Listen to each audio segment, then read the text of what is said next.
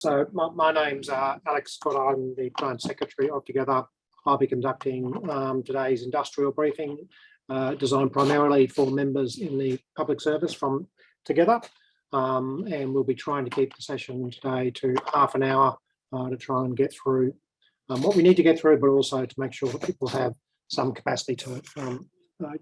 be able to deal with their issues. So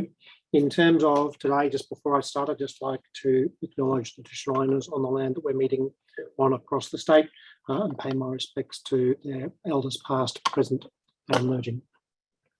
In terms of today's session, this is the follow-up with the monthly regular update we try and get to. Today's is a little bit later in the month given the school holidays.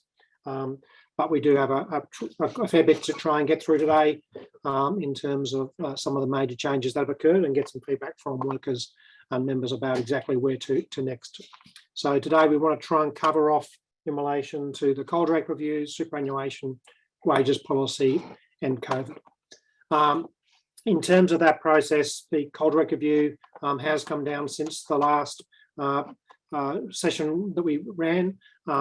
In terms of that, I'd like to thank everybody who participated in the poll that we did after the last survey. We were able to, I think, send a clear and strong message to Professor Coaldrake about the nature of public sector culture. And I think some of his findings, I think, certainly indicate the level of support that members gave in relation to the culture issues within the review. As we discussed last time, the Coaldrake review itself came out of the kind of conversation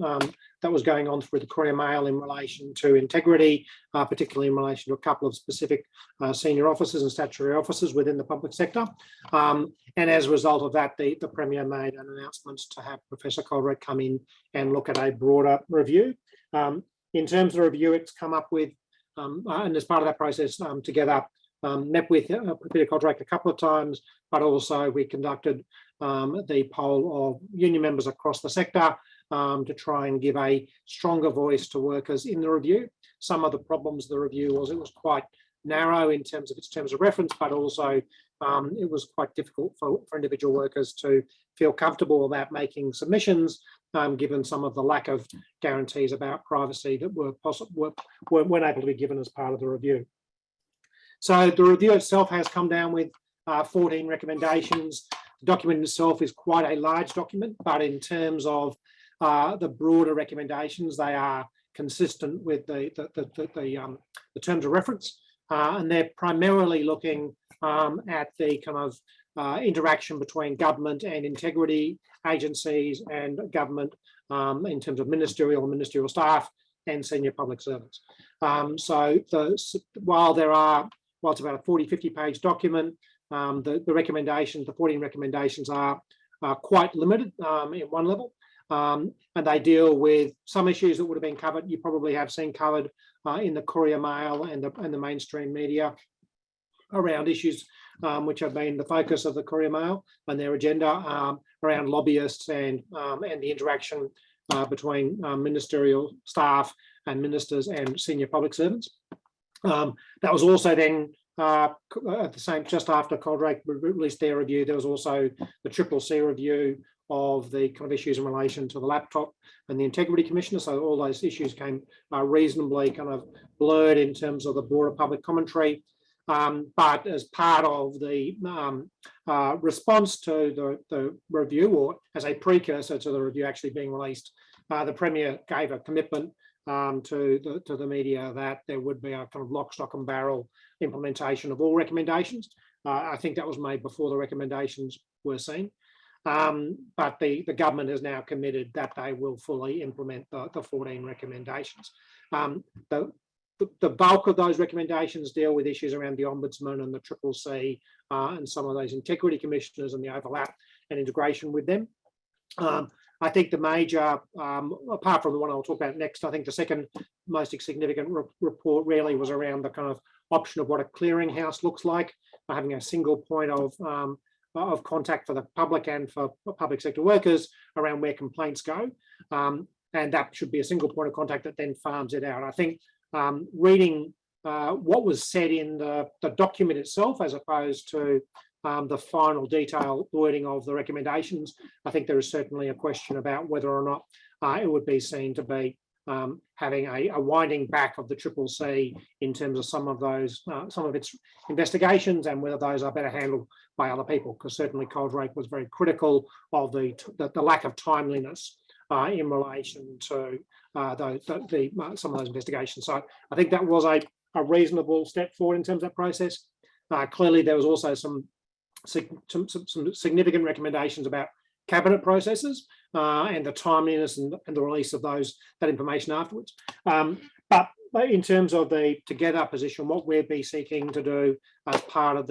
our submissions have been to try and talk more broadly than in Coaldrake, not just about the integrity piece, but more broadly about what is wrong with the public sector. And so while there was only a limited recommendation in terms of dealing with culture, there was certainly in the bulk of the document was a number of findings and observations about the state of the public sector. So I think in terms of if you read all the pages of the report, it clearly has taken on board the submissions not only made by the union and union members, but also by senior management in relation to the nature of how the public sector is currently operating. And these are just some of the kind of pull quotes from the report.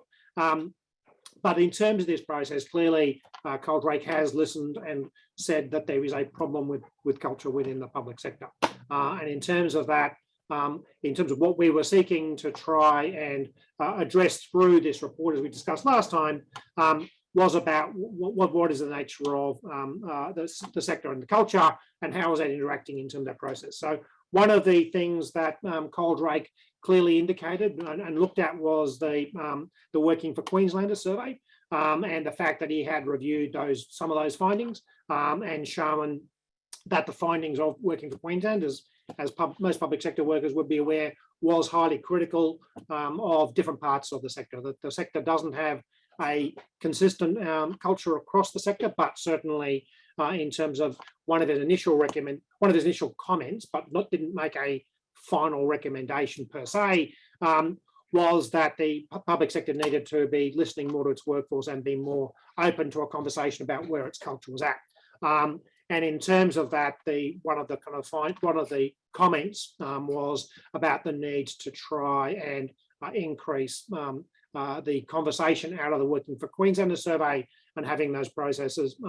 released more publicly, not only just to the Director General, but being a conversation starter within the public sector around culture. So in terms of that, that is quite, the pattern about that is varied within the public sector in terms of how agencies deal with those reviews. We've also had a lot of concerns raised by members is about the structure of that survey, in that it becomes the way the questions are structured. It's difficult to provide anonymous advice or commentary because the work units are defined as so small, it becomes pretty obvious who's making comments if you're in a work unit that can be easily identified. So as part of that, we were keen to get a feel for how broadly the Working for Queenslanders survey is a part of a conversation within the public sector, and whether it's a starting point for a broader cultural conversation. But I think the other major pieces, we certainly got strong support in terms of the question about recruitment selection and some of the questions we raised in terms of this process. But I think the opportunity that we now have in terms of responding to the Coaldrake report, and what that now means in terms of an option to try and use it to drive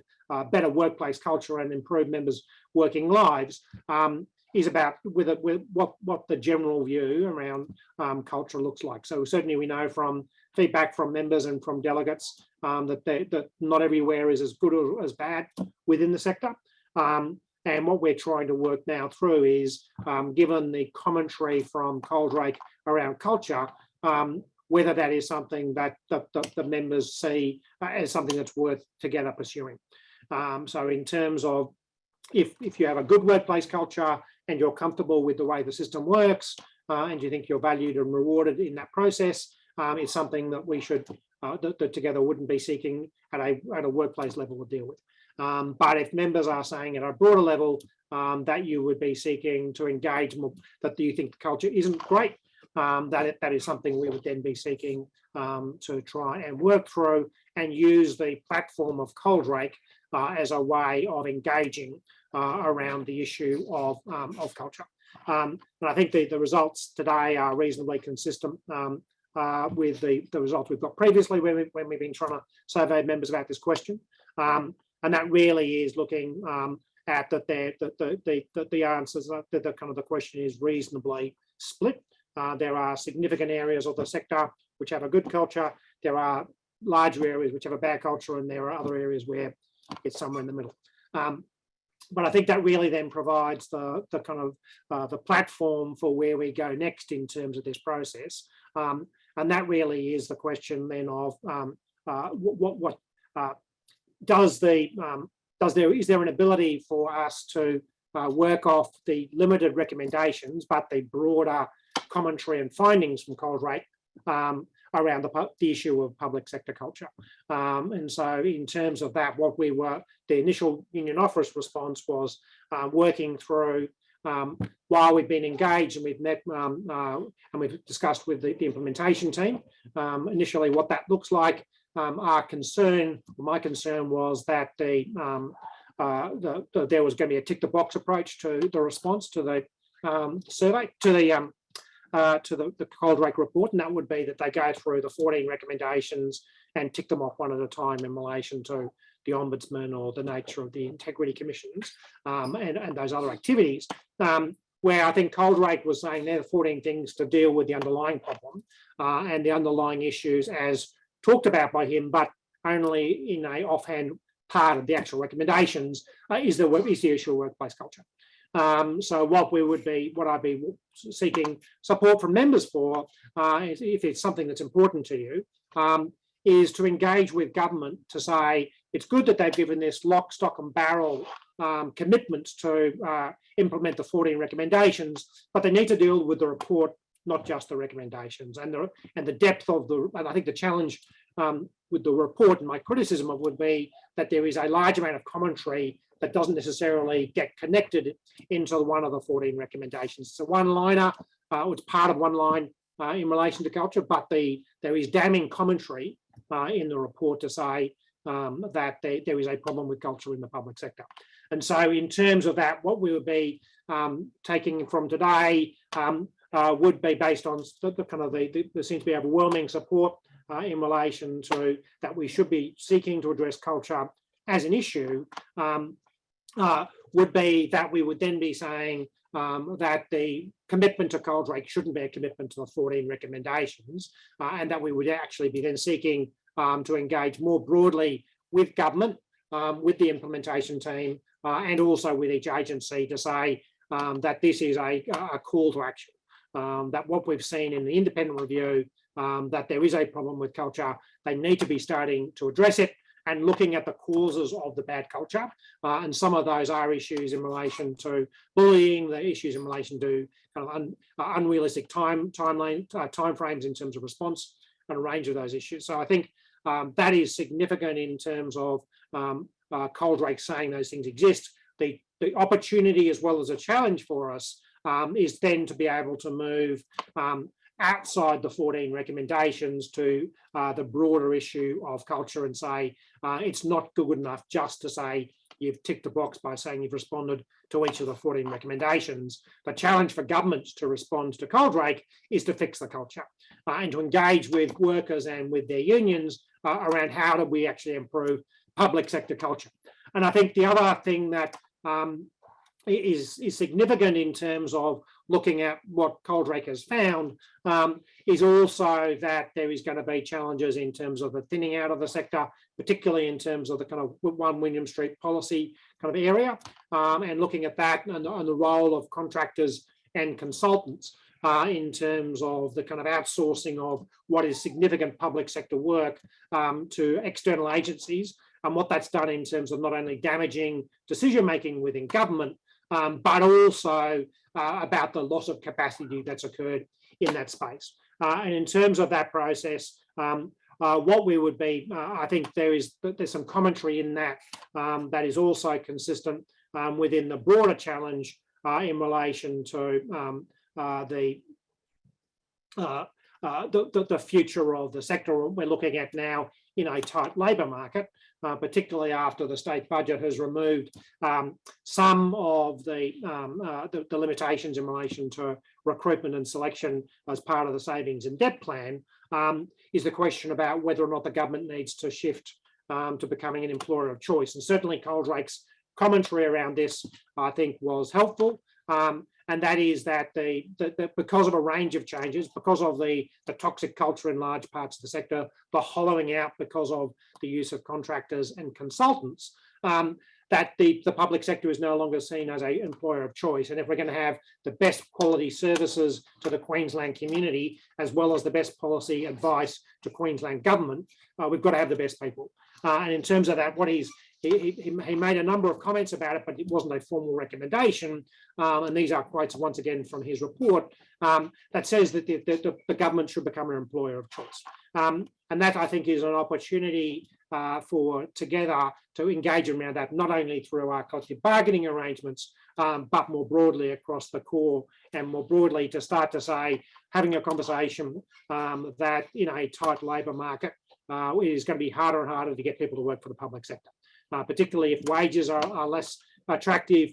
employment security is not what it used to be in the sector, and so therefore whether we should be campaigning around employer of choice. The reason, I think that's a reasonably straightforward question, and certainly the indications are that people that are online today agree with that approach. The reason we really wanted to raise it today is there is some kind of challenges around that, making sure we then don't end up in a bun fight in the Courier Mail around the kind of the attacks that always occur in relation to the kind of Murdoch press around public sector workers. But I think from my perspective, I think the opportunity to be able to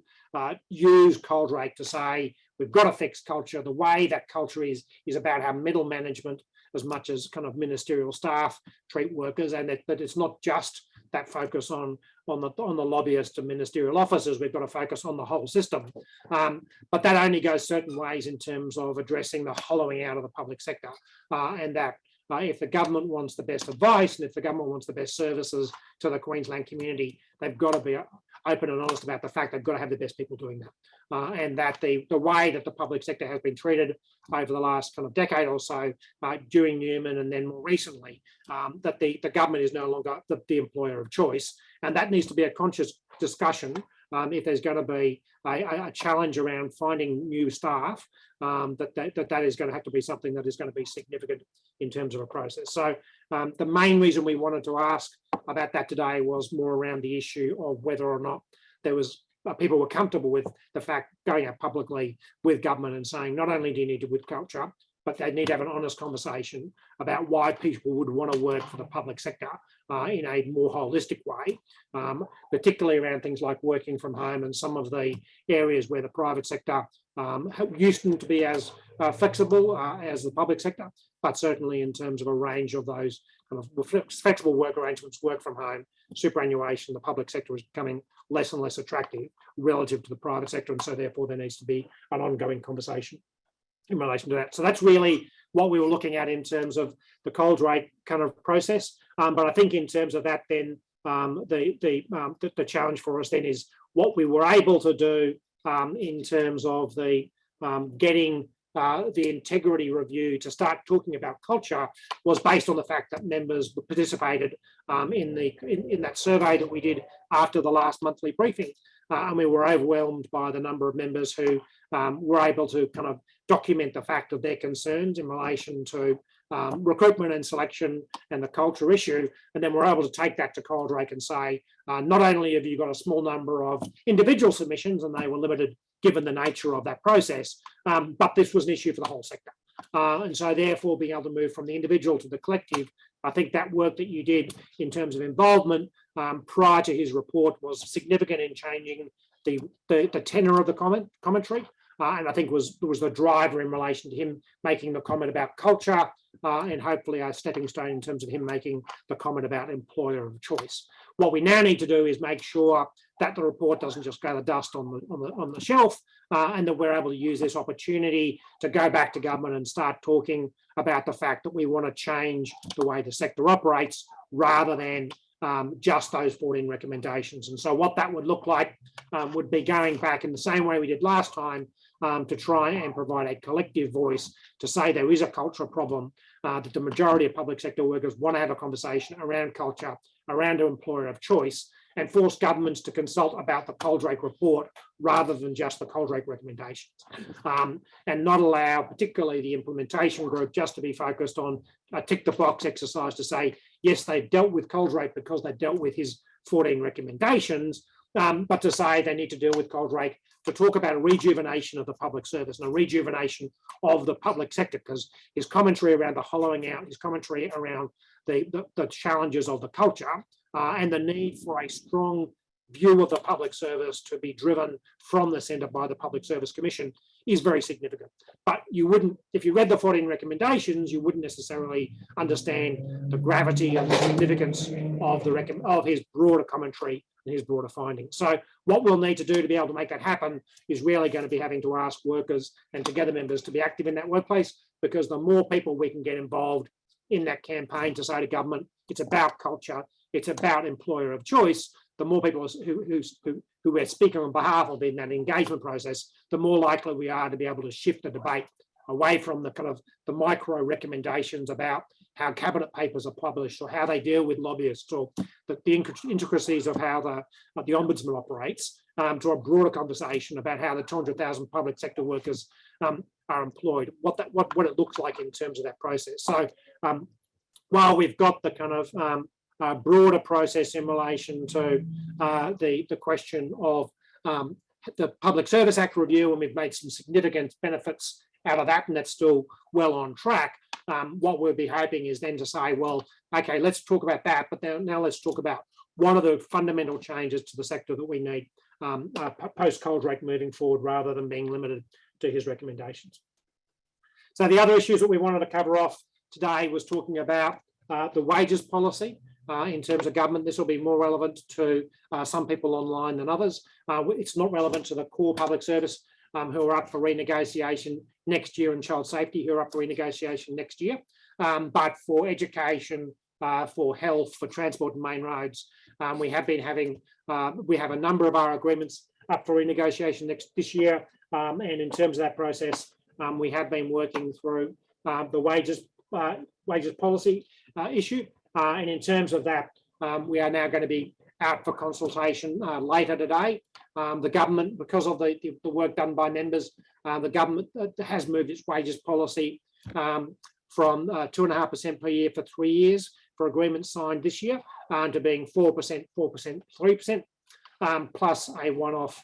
potential for a compensation payment depending on where CPI goes. In terms of that process, that has been a great campaign so far. We've made some very significant improvements. It's not the complete process, and we'll still be working either two options depending on that kind of consultation process that kicks off this afternoon, either to continue the wages campaign as a combined entity with all the other public sector unions, or whether we then pivot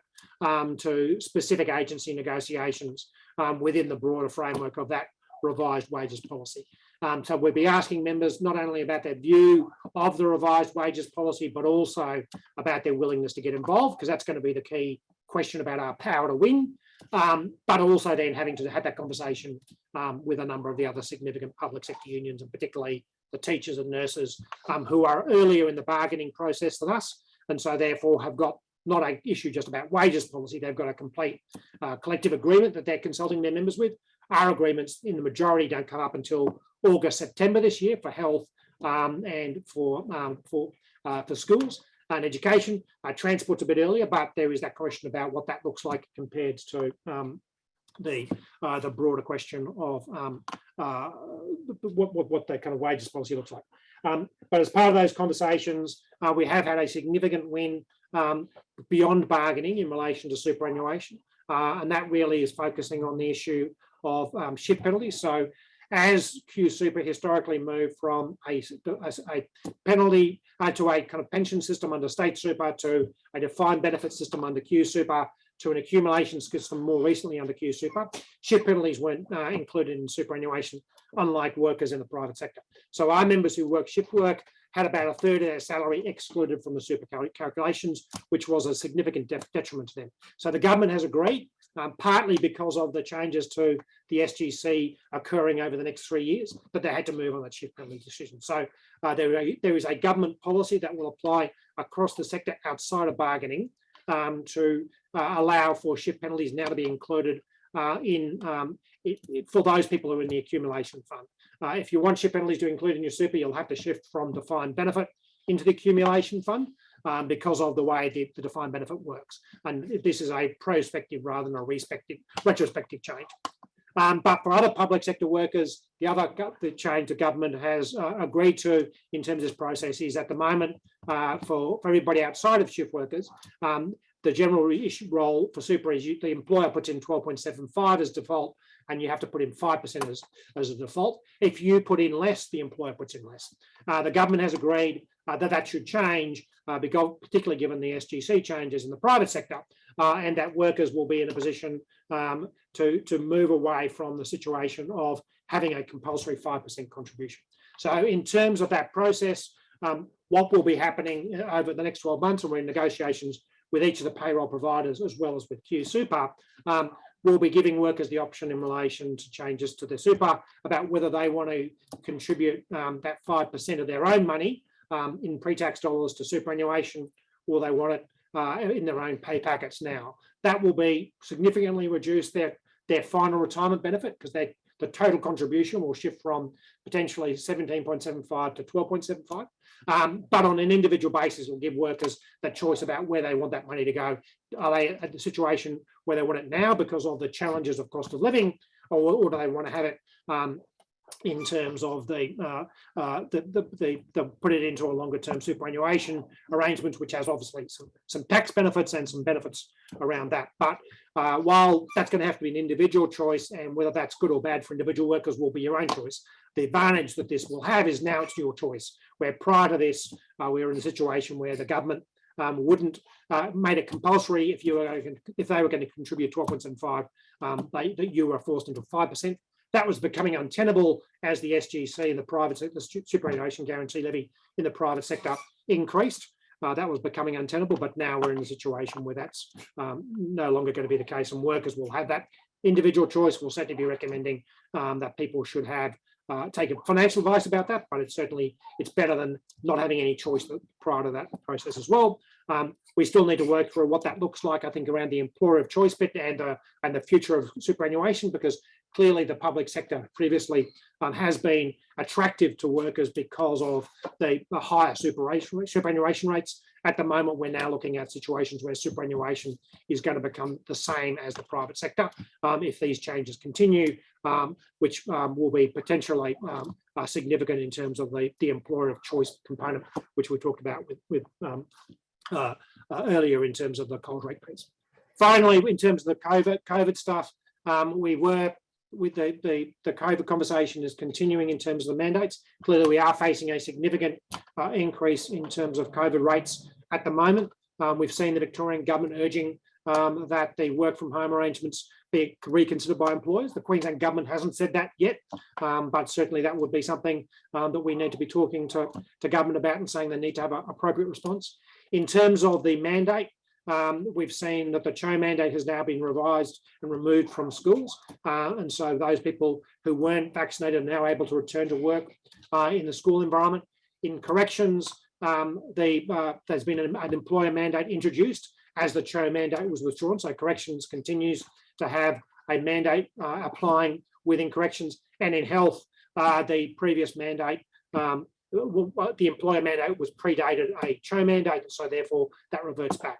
In terms of the broader public service, there has been a couple of agencies which have looked at that. Cheddar has put their process on pause and continues to have it on pause. And JAG has been looking at, DGJAG has been looking at their policy in relation to exactly where it fits. I think the critical conversation is going to be about what happens in 1 William Street.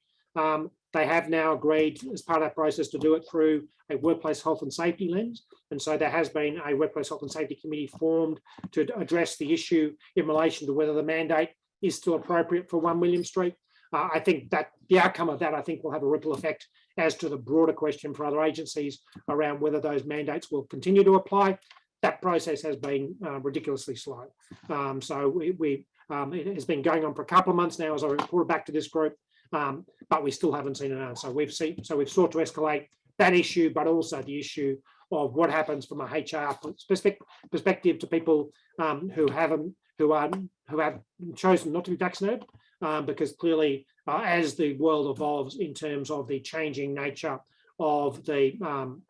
of COVID and what it looks like in a health and safety risk, the question about what disciplinary action should apply to people, I think, also needs to change in that process. So we've sought from government a conversation both about actually getting a final answer in relation to 1 William Street, but also getting clarity about what actions would be taken against individuals who choose not to be vaccinated in an ongoing sense, either in 1 William Street or more broadly, because there's certainly been a variety of different approaches by different agencies, and it would be better if if the public service as an employer had the same approach in relation to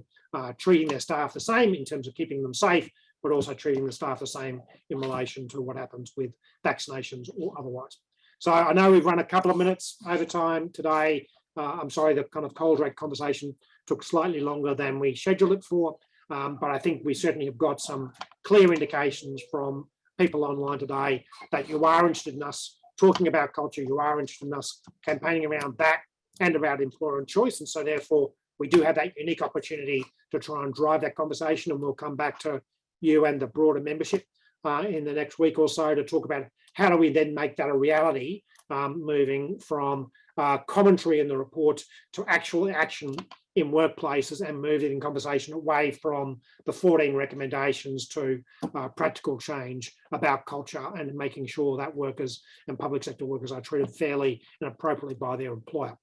So we've done that already in terms of the involvement, but we will need your involvement moving forward if we're going to have that, to take advantage of that opportunity post Coaldrake to make real and fundamental change to the sector. And we'll be having another one of these briefings in about 3 or 4 weeks' time